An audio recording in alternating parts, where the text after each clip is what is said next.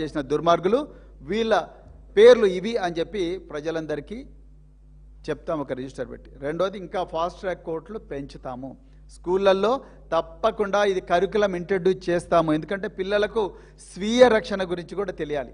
అదేవిధంగా పిల్లలకు martial arts కూడా తప్పకుండా ఇంట్రడ్యూస్ చేస్తాము. అందరు mandatory, all students will have to learn martial arts తప్పకుండా. అదేవిధంగా ఎడ్యుకేషన్ అంతా కూడా తప్పకుండా చేస్తాము. అదేవిధంగా మళ్ళొకసారి రిపీట్ చేస్తున్నా, పేట్ బషీరాబాద్ పోలీసులారా, మీ పక్కనే ఉండే ఖమ్మం పోలీసులు ఏమో నిందితుని ఒకటే రోజు అరెస్ట్ చేసిండ్రు. మీరు 9 రోజులు టైం తీసుకున్నారు. ఇంకా 2 నిందితులు ఉన్నారు.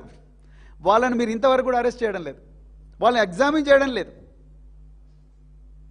మా ఏమి ఓకే నామకే వస్తే ఏదో ఒక చిన్న మీటింగ్లో మాట్లాడిన బల్క సుమన్ గారిని తీసుకపోయి ఇప్పుడు 15 రోజులు జైల్లో పెట్టిండ్రు.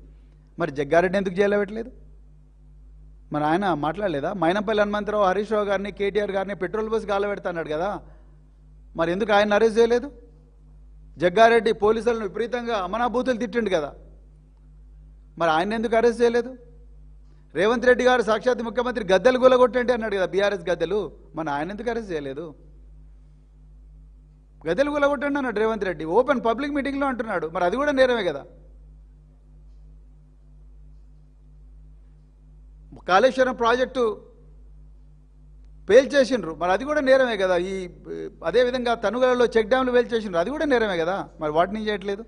సో ఇదంతా కూడా ప్రజలు గమనిస్తున్నారు. మరి మీడియా మిత్రులు మరి ఇంత సున్నితమైన అంశాన్ని తెలంగాణ ప్రజలకు ఓపికగా చెప్పే ప్రయత్నం చేసినందుకు మీకు హృదయపూర్వక ధన్యవాదాలు. ఈ బాధితులకు న్యాయం జరిగేదాకా